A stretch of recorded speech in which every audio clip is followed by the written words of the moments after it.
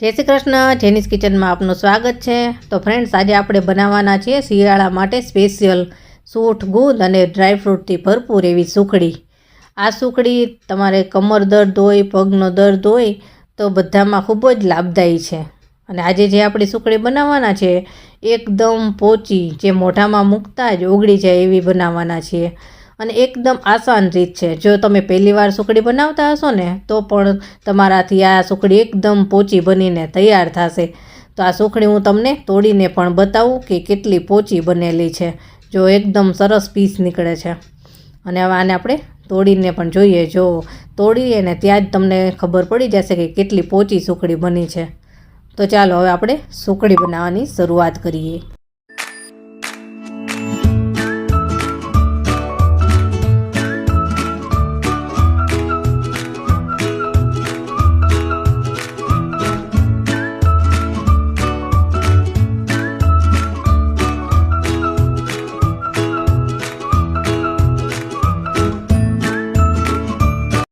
તો હવે આપણે સુખડી બનાવવાની શરૂઆત કરીએ। તો સુખડી બનાવવા માટે શું વસ્તુની જરૂર પડશે અને કેટલી વસ્તુની જરૂર પડશે એ હું તમને જણાવી દઉં। અત્યારે મેં વાટકી પ્રમાણે પણ સેટ કરેલું છે અને વજન પ્રમાણે પણ હું તમને જણાવીશ। તો જો વાટકી પ્રમાણે જોઈએ તો અમે એક જ સરખા માપની 3 વાટકી લીધી છે અને 1 વાટકી ઘઉંનો લોટ લીધો છે, 1 વાટકી ઘી અને ગોળ લીધો છે। અને વજન પ્રમાણે જોઈએ તો ત્રણેય વસ્તુ 250-250 ગ્રામ છે। અને આ ઘઉંનો લોટ છે એ આપણે રોટલી બનાવવા માટે જે ઝીણો લોટ વાપરીએ છીએ એ જ લીધો છે। એટલે જો તમે વાટકી પ્રમાણે સેટ કરી લેશો તો એકદમ માપ આસાનીથી થઈ જશે। અને વજન પ્રમાણે જો જોઈએ તો આપણે 250-250 ગ્રામ લેવાનું છે। એટલે ત્રણેય માપ સરખું જ છે। અને આ 2 ચમચી જેટલો મેં ગુંદ લીધો છે। ગુંદ છે એ શરીર માટે ખૂબ જ સારો હોય છે, સાંધા માટે। અને આ 1 ચમચી જેટલી સૂંઠ લીધી છે, દળેલી। અને સૂંઠ પણ આપણા શરીર માટે ખૂબ જ લાભદાયી હોય છે। બાળકો સૂંઠ ગુંદ નથી ખાતા હોતા, પણ આ રીતે જો સુખડી બનાવશું સૂંઠ ગુંદવાળી તો બાળકોને ભાવશે। અને આ મેં થોડા ડ્રાયફ્રૂટ લીધા છે, કાજુ બદામ ભૂકો કરી લીધો છે। હવે આપણે એક કઢાઈ લીધી છે। આ રીતનું વાસણ લેશું તો આપણે હલાવતા ફાવશે, એટલે આપણે કઢાઈ લીધી છે। હવે કઢાઈમાં આપણે થોડું 2 થી 3 ચમચી જેટલું ઘી લઈશું। પહેલાં આપણે થોડું જ લેવાનું છે, 2-3 ચમચી જેટલું। આપણે આજે 2-3 ચમચી જેટલું ઘી લઈએ છીએ એમાં આપણે ગુંદ તળવાનો છે। ગુંદ તળીને નાખીશું એટલે સરસ લાગશે। તો આ ઘી થોડું આપણે ગરમ થવા દેવાનું છે અને ધીમો જ તાપ રાખીશું।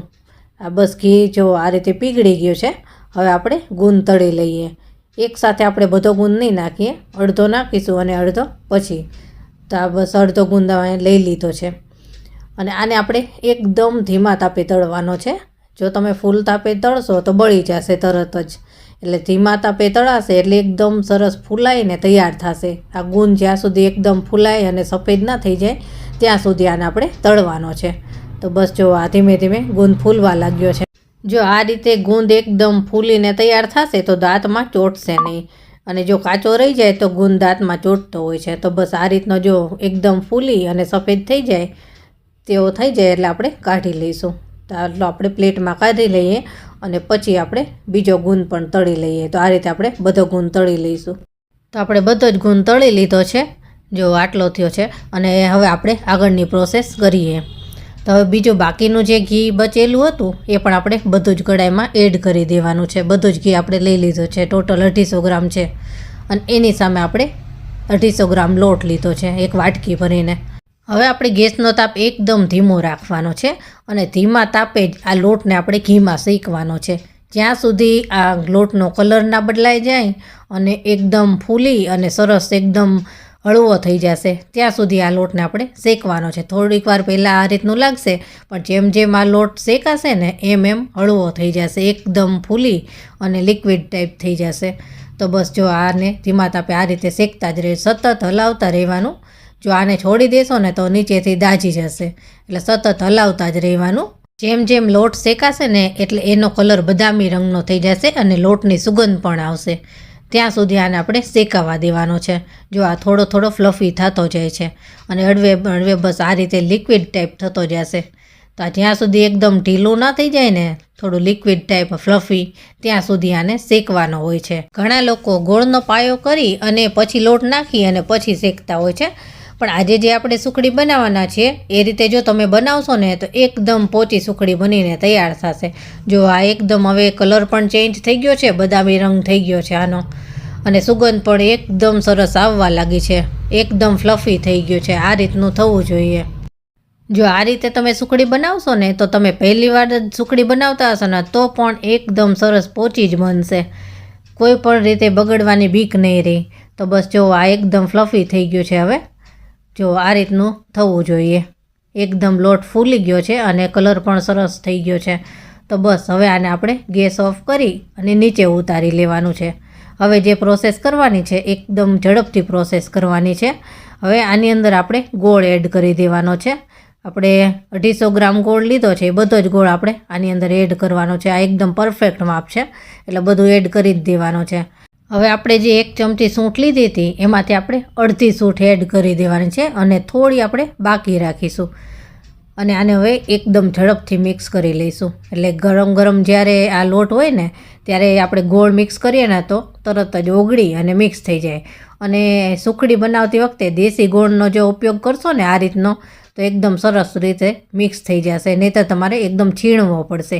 આ દેશી ગોળ લીધો છે એ થોડો ઢીલો આવે એટલે તરત જ મિક્સ થઈ જાય. તો આ રીતે આને આપણે સરસ મિક્સ કરી લેવાનો છે જ્યાં સુધી લોટ, ગોળ અને સૂંઠ મિક્સ ના થઈ જાય ત્યાં સુધી. તો બસ આ જો સરસ મિક્સ થઈ ગયું છે. હવે આપણે જે ગુંદ તળીને રાખેલો હતો એમાંથી આપણે પોણા ભાગનો ગુંદ એડ કરી દઈશું અને થોડોક ગુંદ આપણે બાકી રાખવાનો છે, આગળ આપણે ઉપયોગ કરીશું. હવે આ ડ્રાય ફ્રૂટ લીધા છે. ડ્રાય ફ્રૂટ તમને પસંદ હોય એ પ્રમાણે લઈ શકો. મેં અત્યારે આ 3 થી 4 ચમચી જેટલા લીધા છે. હવે આ બધી જ વસ્તુને આપણે ઝડપથી મિક્સ કરવાની છે. જ્યાં સુધી આ ગરમ હશે ને ત્યાં સુધી બધું સરસ મિક્સ થઈ જશે. તો એકદમ ઝડપી જ આ પ્રોસેસ કરવાની. તો જો બધું જ સરસ રીતે મિક્સ થઈ ગયું છે. સૂંઠની સુગંધ પણ એકદમ સરસ આવે છે અત્યારે. તો આને આપણે એક પ્લેટમાં લઈ લઈશું. આ પ્લેટ મેં પહેલેથી જ ઘીથી ગ્રીસ કરેલી છે. તમારે જે વાસણમાં સુખડી રાખવી હોય એમાં પહેલેથી જ તમારે ગ્રીસ કરીને રાખવાનું. તો બસ હવે આને થોડુંક તાવેથાની મદદથી આ રીતે પ્રેસ કરી લઈશું. અત્યારે એકદમ સેટ નહીં કરીએ, હજી આપણે આગળની થોડી પ્રોસેસ કરવાની છે. થોડાક ડ્રાયફ્રૂટ આપણે એડ કરીશું. ઉપરથી પણ જો ડ્રાયફ્રૂટ નાખેલા હોય તો સરસ લાગે, એટલે આપણે થોડી વસ્તુ બધી બાકી રાખેલી છે. અને ગુંદ થોડોક રાખેલો હતો એને પણ આપણે ઉપરથી એડ કરી દઈએ. આ રીતે જો ઉપરથી ડ્રાયફ્રૂટ, ગુંદ બધું નાખેલું હોય ને એટલે દેખાવામાં પણ સરસ લાગે. અને સૂંઠ આપણે જે થોડી બાકી રાખેલી હતી એ ઉપરથી છાંટી દઈશું થોડો, એટલે એકદમ સરસ ટેસ્ટ આવશે. તો બધી જ વસ્તુ જે આપણે થોડી બચાવેલી હતી એ બધી જ આપણે એડ કરી દીધી છે. અને હવે આને આપણે એકદમ સરસ રીતે પ્રેસ કરવાની છે એટલે સરસ પીસ પડશે. તો આ પહેલાં થોડી તાવેથાની મદદથી પ્રેસ કરીએ અને પછી એક વાટકી લઈ અને આ રીતે એને એકદમ દબાવી દઈશું એટલે સુખડી સરસ સેટ થઈ જાય. આ રીતે ડ્રાય ફ્રૂટ્સને બધું નાખી અને થોડી પ્રેસ કરીએ ને એટલે સુખડીમાં બધી જ વસ્તુ સરસ રીતે સેટ થઈ જાય, નીકળી ના જાય એટલા માટે. તો બસ જો આ સરસ રીતે સુખડી સેટ થઈ ગઈ છે. અને હજી આપણે થોડી બોર્ડર ઉપરથી પણ પ્રેસ કરી દઈએ. તો બસ હવે આ સુખડી સેટ થઈ ગઈ છે. અને હજી આપણે આની ઉપર થોડીક સૂંઠ છાંટી દઈએ એટલે સરસ સુગંધ આવશે અને ટેસ્ટમાં મજા આવશે. હવે આ સુખડીને આપણે 10 મિનિટનો રેસ્ટ આપીશું. થોડી નોર્મલ ઠંડી થાય ને એટલી જ વાર, પછી આને કટ લગાવીશું. તો બસ 10 મિનિટ થઈ ગઈ છે અને હવે આને આપણે તમારે જેવડા પીસ ફાવતા હોય એવડા કટ કરી લેવાના. જો આ કટ કરે છે ત્યાં જ તમને ખ્યાલ આવી જશે કે સુખડી કેટલી પોચી બનેલી છે. તો બસ હવે જો કટ પણ લગાવી દીધા છે અને હવે આને પાછું આપણે થોડી ઠંડી થવા દેવાની છે, પછી જ આના પીસ કાઢવાના એટલે એકદમ સરસ પીસ નીકળશે. તો બસ 10 મિનિટનો રેસ્ટ દઈ દઈએ. જો હવે સુખડી આપણે નોર્મલ ઠંડી થઈ ગઈ છે, પીસ કાઢી શકીએ ને એવી. તો આપણે થોડા પહેલાં બોર્ડર ઉપરના પીસ કાઢી લઈએ એટલે સુખડી કાઢતા ફાવે. તો જો આ એકદમ સરસ પીસ નીકળે છે. જો સુખડી પરફેક્ટ ના થઈ હોય ને તો ભૂક્કો થઈ જાય, એના પીસ ના નીકળે. જો આ પીસ તમને કાઢીને પણ બતાવું નજીકથી. જો એકદમ સરસ પીસ થયો છે. હવે હું તમને સુખડી તોડીને પણ બતાવું કે સુખડી કેવી બની છે. સુખડી જ્યારે તોડીએ ને ત્યારે જ તમને ખ્યાલ આવી જશે કે સુખડી કેટલી પોચી બની છે. જો એકદમ પોચી કે તમે મોઢામાં મૂકો ને ત્યાં જ ઓગળી જાય. આ કોઈ પણ મોટી ઉંમરના લોકો હોય ને તો એ પણ ખાઈ શકે એટલી પોચી સુખડી બને આ. તો જો તમે પણ આ જ માપ અને આ જ ટિપ્સ પ્રમાણે જો સુખડી બનાવશો ને તો આવી જ પોચી સુખડી બનીને તૈયાર થશે. તો જો તમને મારી આ રેસીપી પસંદ આવી હોય ને તો મારી ચેનલને લાઇક, શેર અને સબસ્ક્રાઈબ જરૂરથી કરી દેજો. અને મારી ચેનલ ઉપર શિયાળા માટે સ્પેશિયલ ઘણી બધી રેસીપી છે. અડદિયાની છે, ચીકીની છે, એ રીતે ઘણી બધી રેસીપી છે કે શિયાળામાં જે શાક બનતા હોય છે, વરાળિયા શાક, ઊંધિયા, એ બધી રેસીપી છે. તો એ પણ તમે જોજો અને કમેન્ટમાં કહેજો કે એ બધી રેસીપી કેવી લાગી. તો ચાલો ફરી મળીશું નવી રેસીપી સાથે. ત્યાં સુધી બધાયને જય શ્રી કૃષ્ણ.